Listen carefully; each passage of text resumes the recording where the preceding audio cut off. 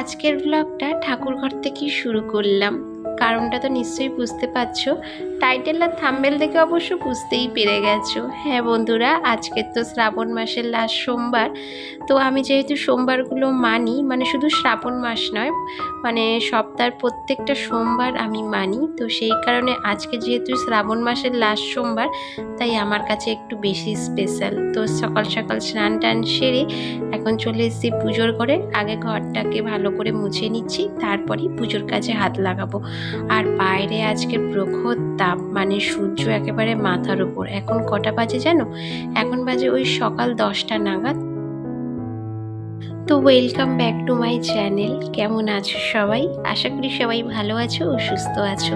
আর আমিও বেশ ভালো আছি। শুভপ্রিয়া ক্রিয়েশনের আর একটা নতুন ব্লগে তোমাদের অনেক অনেক স্বাগত।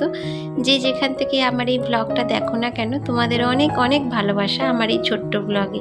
আই হোপ আজকের ব্লগটা তোমাদের ভালো লাগবে। পুরো ব্লগটা জুড়ে থাকার অনুরোধ রইল বন্ধুরা।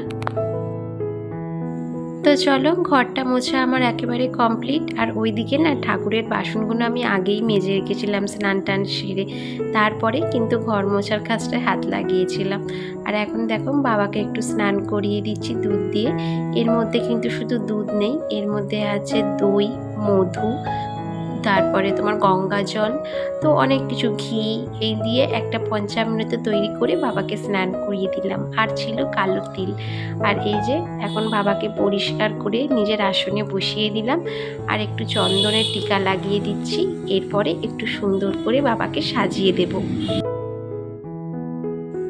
আগের দিন সন্ধেবেলা গেছিলাম একটু বাজারে, জানো তো। তো বাজার থেকে না এই সমস্ত ফুল, একটু ফল, মিষ্টি এনে রেখেছিলাম বাবার জন্য। কারণ কি বলো তো, সকাল সকাল না এইসবগুলো আনা না থাকলে পুজোটাও লেট হয়ে যায়। যেমন দেখো, আমি কিন্তু সকালে স্নান করেছি অনেক আগে, কিন্তু দুধ দিয়ে যায়নি বলে, তো সেই কারণে না আমি পুজোয় বসতে পারছিলাম না। আর আজকের সকালে ঘুম থেকে উঠেছি ভোর 6টায়। ঘুম থেকে ওঠা মাত্রই সমস্ত বাসি কাজকর্ম যাবতীয় যা ছিল সমস্ত কিছু সেরে তারপরে কিন্তু রান্নাটা সেরে নিয়েছি। তারপরে ছেলেকে স্কুল পাঠিয়ে স্নান করে এই পুজোর ঘরে এসেছি। তো অনেক কাজ করেছি বন্ধুরা সকাল থেকে, যেগুলো একটাও তোমাদের সাথে আমি শেয়ার করিনি।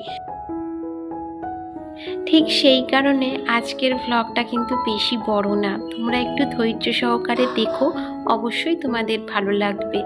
আর এখন এতই ছোট ছোট ব্লগ তোমাদের কাছে আপলোড দিচ্ছি যে তোমাদেরও হয়তো দেখতে ভালো লাগছে না। আর এই যে দেখো, ফল টল কেটে এখন ঠাকুরের থালাটাকে একটু সাজিয়ে নিচ্ছি সন্দেশ দিয়ে। ভেবেছিলাম যে বাতাসা আনবো, জানো তো, কিন্তু তারপরে ভাবলাম বাতাসার থেকে সন্দেশটাই ভালো।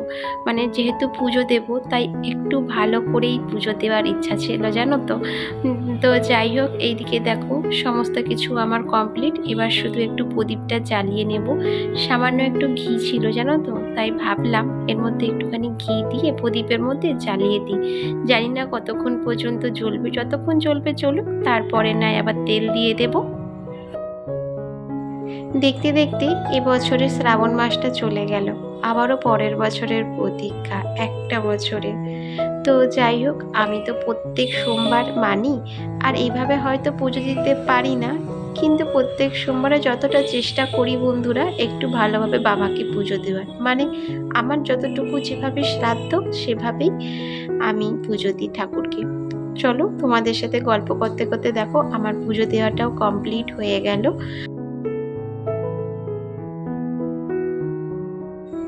এখন দেখো এই থালাটাকে একটু গুছিয়ে নিচ্ছি, কারণ পাশের বাড়িতে একটা ছোট্ট শিব মন্দির আছে, তো সেখানে পুজো দিতে যাব। আর সেখানে বলেও গেছে যে সেখানে পুরোহিত আসবে তো পুজো দেওয়ার জন্য।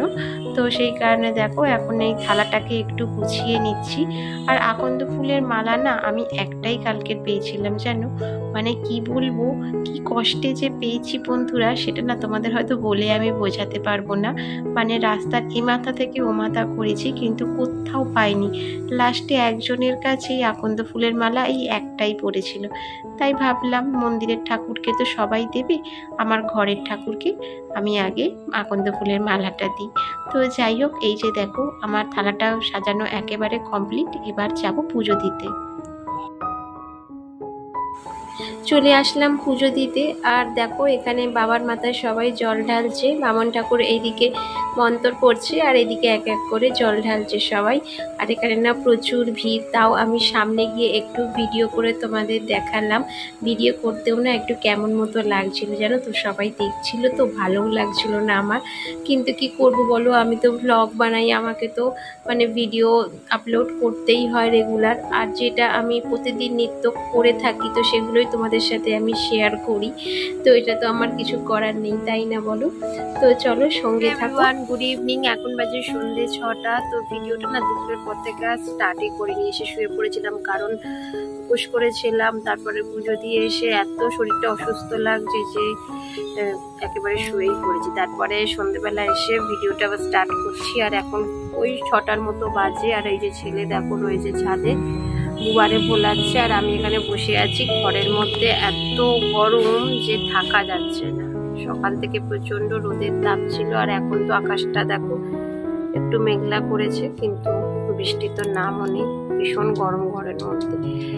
তো চলো আজকের ভিডিওটা এখানেই শেষ করলাম। অনেকটা ছোট ভিডিও, একটু ধৈর্য সহকারে দেখো। আজকে ভিডিওটা অনেকটাই ছোট, কারণ তারপর থেকে তো আর ভিডিও কন্টিনিউ করতে পারিনি, আর কিছু কাজকর্ম দেখাতেও পারিনি।